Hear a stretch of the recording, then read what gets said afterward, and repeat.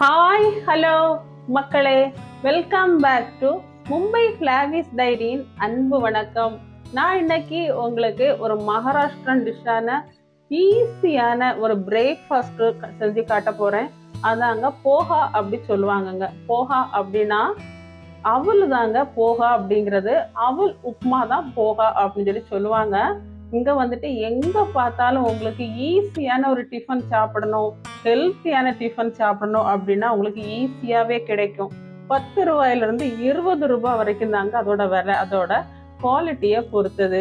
நான் உங்களுக்கு இன்னைக்கு சூப்பரா அடிபொலியான போஹா செஞ்சு காட்ட போறேன். நீங்களும் பார்த்து என்ஜாய் பண்ணுங்க.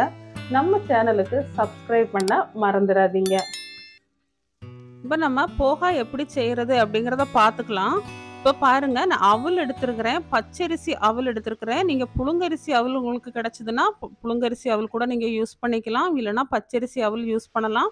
நான் 2 கப்பு அவல் யூஸ் பண்ணுறேன். இப்போ அவல் உப்புமா செய்கிறதுக்கு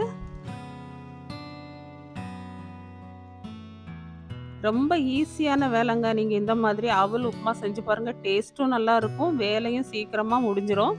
இப்போ நம்ம நல்லா அலசி எடுத்துக்கலாம். அது கொஞ்சம் ஊற வச்சு எடுக்கணும்.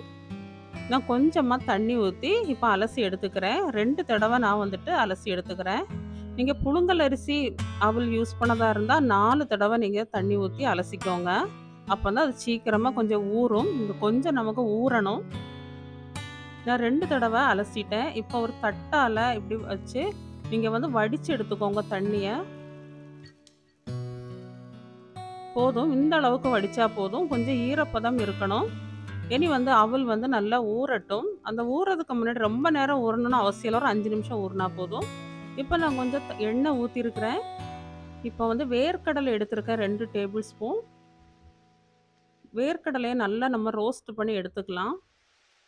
நீங்கள் வேர்க்கடலைக்கு பதிலாக நீங்கள் பச்சை பட்டாணி கூட நீங்கள் யூஸ் பண்ணலாம். இல்லை 2மே யூஸ் பண்ணாலுமே டேஸ்ட் நல்லா இருக்கும், நல்லா க்ரன்ச்சியாக இருக்கும். நீங்கள் வேர்க்கடலை யூஸ் பண்ணிங்கன்னா வேர்க்கடலை நல்லா பொரிஞ்சிடுச்சு. இப்போ கடுகு 1 டீஸ்பூன் யூஸ் பண்ணியிருக்கிறேன். கடுகு பொரியட்டும். நீங்கள் ஸ்டவ்வை லோ ஃப்ளேமில் வச்சுக்கோங்க, ஹையில் வைக்காதீங்க, தீஞ்சிரும். ஜீரகம் 1/2 டீஸ்பூன். இது கொஞ்சம் பொரிஞ்சதுக்கப்புறம் 3 பச்சை மிளகா நான் சின்ன சின்னதாக கட் பண்ணி வச்சுருக்கிறேன். காரம் உங்களுடைய விருப்பம் தாங்க. உங்களுக்கு அதிகமாக வேணும்னா இன்னொரு பச்சை மிளகாய் யூஸ் பண்ணிக்கலாம், கம்மியாக வேணும்னா இன்னொன்று கம்மி பண்ணிடுங்க. கொஞ்சமாக கருவேப்பிலை போட்டு நல்லா பொரியட்டும். பொரிஞ்சதுக்கு அப்புறமா நான் ஆனியன் 1 சின்ன பீஸாக கட் பண்ணி வச்சுருக்கிறேன். ஆனியன் நல்லா வதக்கட்டும். வதங்கினதுக்கப்புறம் உருளைக்கிழங்கு 1 உருளைக்கிழங்கு நான் எடுத்து ஸ்கொயராக கட் பண்ணி வச்சுருக்குறேங்க. இந்த உருளைக்கிழங்கு கொஞ்சம் கோல்டன் கலராக வேகணும், ரோஸ்ட் ஆகணும். கொஞ்சமாக உப்பு போட்டிருக்கிறேன் உருளைக்கிழங்குக்கு. இது கொஞ்சமாக காயத்தூள் நம்ம சேர்த்துக்கலாம். நிறைய வேண்டாம், கொஞ்சமாக சேர்த்துக்கலாம்,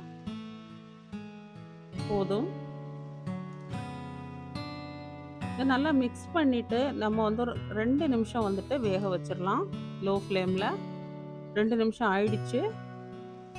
இப்போ நல்லா மிக்ஸ் பண்ணி விட்டுடலாம். மிக்ஸ் பண்ணி விட்டுட்டு இப்போ நம்ம கொஞ்சமாக மஞ்சள் தூள் சேர்த்துக்கலாம். அதுக்கு முன்னாடி இங்கே பாருங்கள், நல்லா வெந்துருச்சு. இப்படி ஒரு ஸ்பூனால் இப்படி அழுத்தி பார்த்தீங்கன்னா தெரியும் உருளைக்கிழங்கு வெந்திருக்குதா இல்லையான்ட்டு. இப்போ மஞ்சள் தூள் போட்டாச்சு. ஃபஸ்ட்டே மஞ்சள் தூள் போடாதீங்க, கலர் மாறிடும். இந்த ஸ்டேஜில் நீங்கள் மஞ்சள் தூள் சேர்த்துக்கோங்க.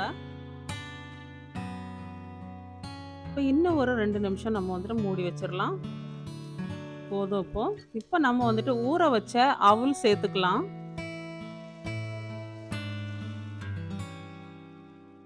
நல்லா ஊறிடுச்சு பாருங்க, நல்லா அப்படியே சாதம் மாதிரி இருக்குது. இந்த மாதிரி ஆகணும்.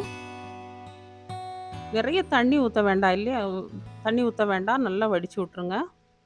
இப்போ உப்பு நான் ஒரு 3/4 ஸ்பூன் சேர்த்துருக்கிறேன். சர்க்கரை 1/2 டீஸ்பூன் சேர்த்துருக்கிறேன். நல்லா மிக்ஸ் பண்ணி விடலாம். சர்க்கரை கண்டிப்பாக சேர்த்துக்கணும், அப்போ தான் டேஸ்ட் நல்லா இருக்கும். 1/2 ஸ்பூன் மட்டும் சேர்த்தா போதும். நல்லா மிக்ஸ் பண்ணி விட்ருங்க லோ ஃப்ளேம்லேயே வச்சு.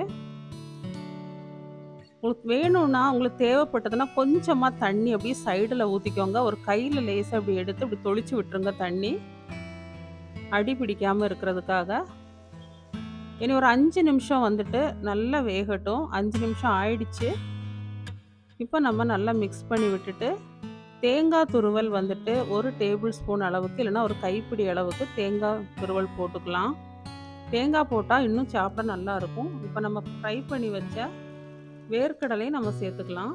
கொஞ்சம் மல்லி இலை, மல்லித்தூள்னு சொல்லிட்டேன், மல்லி இலை நல்லா மிக்ஸ் பண்ணி விட்டுறலாம். அவ்வளவுதாங்க, நம்ம டேஸ்டியான அவல் உப்புமா ரெடி ஆயிடுச்சு. இனி விருப்பப்படுறவங்க வந்துட்டு இதில் வந்து லெமன் ஜூஸ் வந்து கொஞ்சமாக மேலே வந்துட்டு போட்டுக்கலாம். 2-3 ட்ராப் அப்படியே போட்டுட்டு அப்படி சாப்பிட்டிங்கன்னா வேறு லெவலில் இருக்கும். கண்டிப்பாக நீங்கள் வந்துட்டு அவல் இந்த மாதிரி ட்ரை பண்ணுங்கள், சூப்பராக இருக்கும். எக்ஸ்ட்ரா கடலை ரோஸ்ட்டு போட்டுக்கோங்க, இன்னும் சாப்பிட்றதுக்கு நல்ல க்ரன்ச்சியாக சூப்பராக இருக்கும் சாப்பிட்றதுக்கு. நீங்களும் கண்டிப்பாக வீட்டில் இதே மாதிரி செஞ்சு பாருங்கள், உங்களுக்கு வேலை ரொம்ப ஈஸியாகிடும்.